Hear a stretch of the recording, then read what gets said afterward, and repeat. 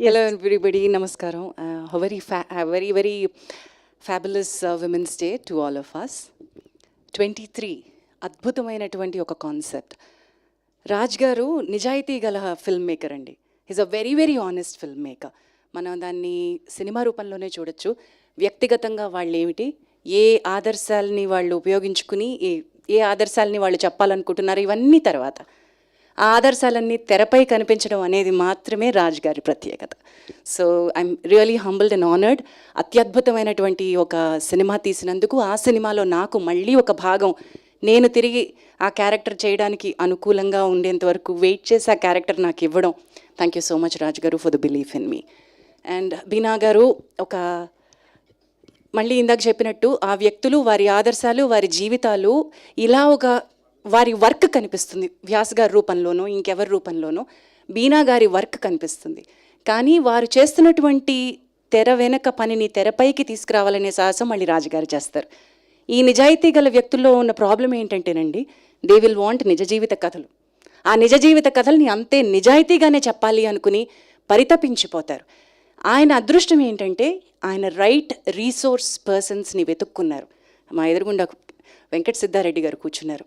ఒక కన్ను ఎక్కడైనా సరే వజ్రం కనిపిస్తుందా అని వెతుక్కుంటూ ఉంటుంది ఆయన కన్ను.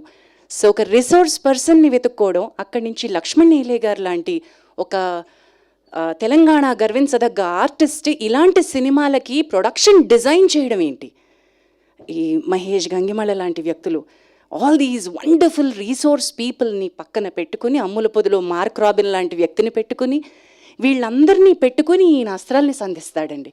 ఏమొచ్చినకి అమెరికాలో ఒక సాఫ్ట్వేర్ ఉద్యోగికి సినిమా ఏం చెప్పడం వచ్చు అని మీరు అడగచ్చేమో.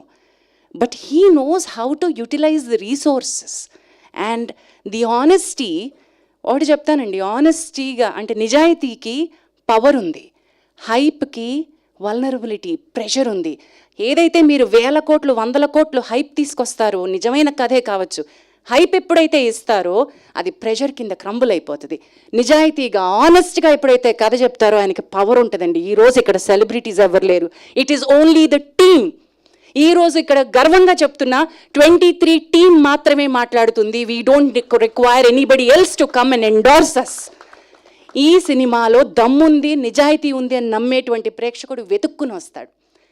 మా మల్లేశం సినిమా అన్ఫార్చునేట్లీ ఈ టాక్టిక్స్ రానటువంటి టైంలో, ఏదైతే మన మీడియా స్ట్రాటజీస్ లేనటువంటి టైంలో సరిగ్గా ఆ సినిమాని రిలీజ్ చేయడానికి కావాల్సినటువంటివి పారామీటర్స్ రాజుగారికి అది ఫస్ట్ సినిమా అవ్వడంతో, అప్పటికి ఇప్పటికీ రాజుగారి మాటలు కానీ ఆయన కైండ్ ఆఫ్ విజన్ కానీ కొంచెం స్లైట్లీ బెటర్ అయ్యారు. అంతకుముందు అసలు మునిలాగా మాట్లాడేవారు కాదు. Now is able to speak at least. So అద్భుతమైనటువంటి తెలంగాణ చరిత్రలో నిలిచిపోయేటువంటి అద్భుతమైన సినిమా మల్లేశం మనం థియేటర్లో చూపించలేకపోయాం. ఈరోజు ఒక్కసారి ఓటీటీ ప్లాట్ఫామ్స్కి వెళ్ళి ఆ సినిమా చూడండి, గుండె ఉప్పొంగిపోతుంది. నేషనల్ అవార్డ్స్లో దగ్గర నుంచి మీరు ఈ మధ్య చెప్పుకునే రెగ్యులర్ సైమా ఐఫా వరకు ఎందుకు మన సినిమా లేదు తెలంగాణ సినిమా అని మీరందరూ ముక్కునేలేసుకోవాలి. మనని మనం క్వశ్చన్ చేసుకోవాలి. ఎవరో ఇచ్చిన నామినేషన్స్కి మాకు వచ్చే అవార్డులు మాకొద్దు అని మేము గర్వంగా చెప్పుకోగలిగేటువంటి స్థితిలో ఈరోజు ఉన్నాం. Because our cinema is going to be the pride of Telugu cinema. ఈ 23 ఈజ్ ఆల్సో సచ్ చరిత్రలో నిలిచిపోయే గొప్ప cinema. Look at these powerful రా ఎమోషన్స్. ఆ పోస్టర్ చదవండి, అందరూ సమానమే కానీ ఇంకొంతమంది ఎక్కువ సమానం. సో జార్జ్ ఆర్వెల్ గారి అన్ని సినిమాలు సమానం మా మీడియా మిత్రుల దృష్టిలో, కానీ కొన్ని సినిమాలు ఒక రకమైన సమానం.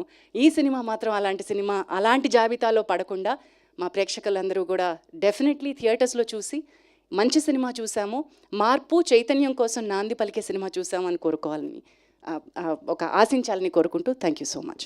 Wow, amazing. Thank you so much Jhansi గారు, దట్ వాస్ పవర్ఫుల్. కాదు, మీరు అడగకపోయినా నేను మైక్ మీకే ఇస్తాను సార్, ఎందుకంటే ఇంకా మీరు మాట్లాడాల్సింది ఉందని నాకు కూడా తెలుసు.